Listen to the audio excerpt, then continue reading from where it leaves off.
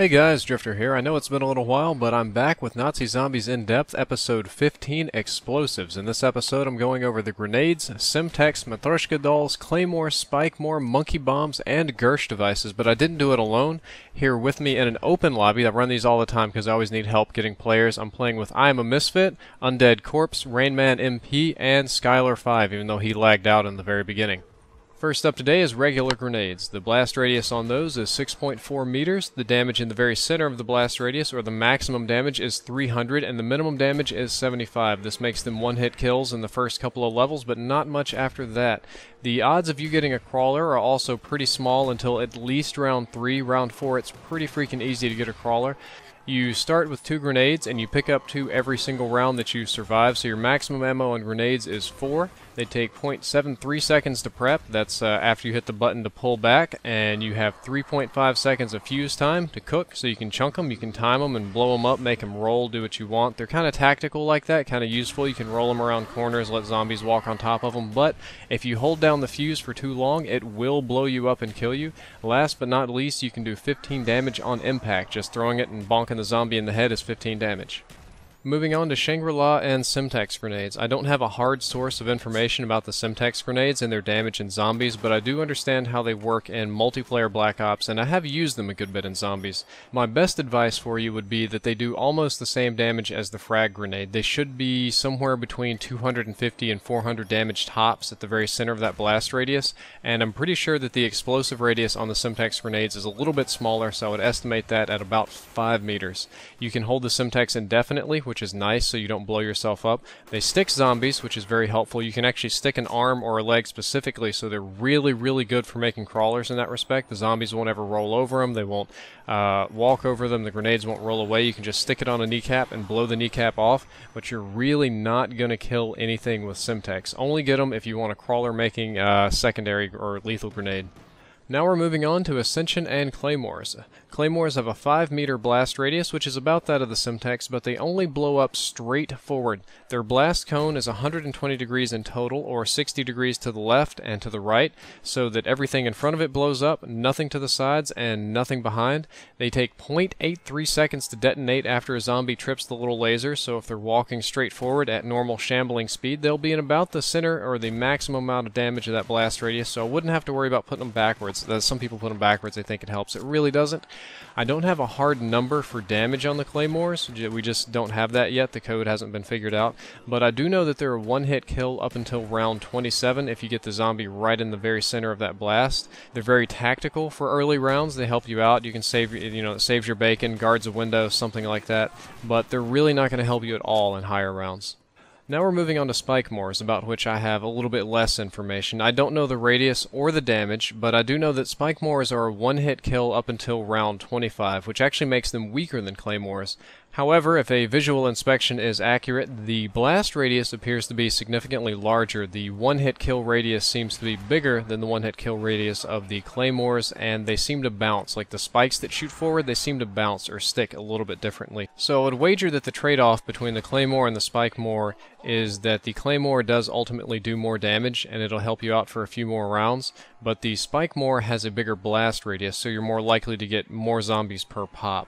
And it doesn't really matter because there's no Claymores in Shangri-La anyway. Let's talk about what is probably my favorite of all these devices, the Gersch Device. The Gersch Device is my favorite because it's the most useful, at least in my opinion, and I think it's the most useful because of the blast radius. Or the blast radius is an inappropriate word, let's say suction radius, because it creates black holes wherever you throw it down. And the radius of this, the one that's really mind-boggling, is that it works for 51.4 meters. That's larger than the music radius for the monkey bombs, larger than any other explosive in the game, larger than a PhD flopper or the Skull Crusher on the M16. 51.4 meters is so large that there's only some places in Ascension that you can throw it down that it won't suck in all the zombies. It's crazy. If a zombie gets sucked all the way in, it's an instant kill. It keeps all the zombies off of you, but most of all, you can teleport with the Gersch Device, but you have to dolphin dive. If you run straight through like I just did, you'll die. Don't do that. But if you dolphin dive through the Gersch Device, it will teleport you to some random place on the map that will hopefully be zombie free, and it'll get you out of trouble in case it doesn't suck all the zombies in and kill them, or you don't find a suitable place to go. It'll suck you in a little bit too, but I don't know, it's really cool. this is the most tactical of all the weapons in my opinion. It insta-kills zombies, huge radius, distracting, teleportation. You can't beat a Gersch Device. For the monkey bombs, we're going all the way back to Kino der Toten. When you throw down a monkey bomb, all the zombies congregate around it. They're attracted to it just like my dog is attracted to chewing on every single valuable item that I own.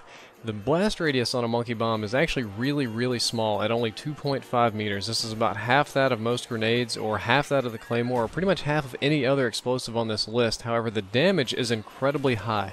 At the very center of their blast radius, they do 5,000 damage, and at the very minimum, they do 450. So at their very minimum damage, they're outclassing easily both the both the Semtex and the Frag Grenade.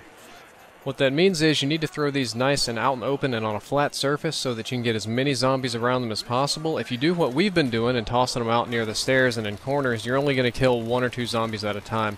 The weapon isn't really designed to kill everything. It's more of a distractor. When you're being chased, when there's nowhere to go, you just chunk one of these down, all the zombies will leave you alone and go for the monkey bomb, and you go and get safe.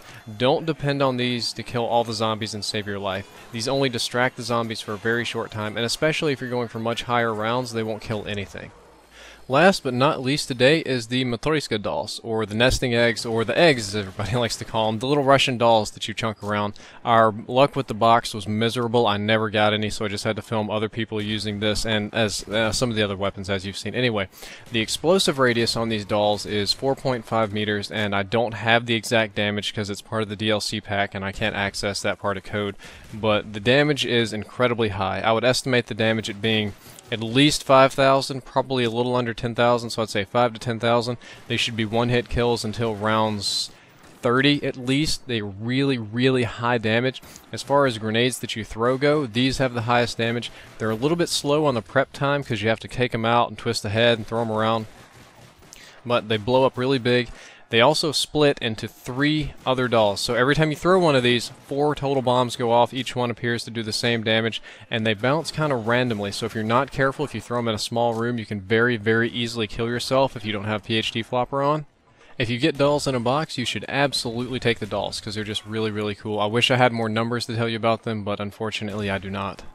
Well guys, that's it for this episode. The entire thing was filmed in an open lobby that I ran through Twitter. If any one of you subscribers wants to be in the next episode, you should follow me on Twitter at twitter.com/driftor, with the O being a 0, or you can click the first link right down there in the description.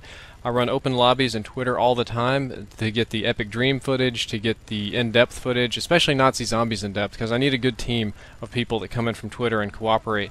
So you get your gamer tags on here, you get credit, you get to play. It's pretty fun. I do showing off episodes on Twitter now, or at least I put the teams together. The next showing off episode, you'll see a lot of just subscribers that came in from Twitter to play. So if you're not following me on Twitter, if you want to be in an open lobby, if you want to be in an episode of anything here or on Respawn or whatever, I would seriously recommend it. Drifter out.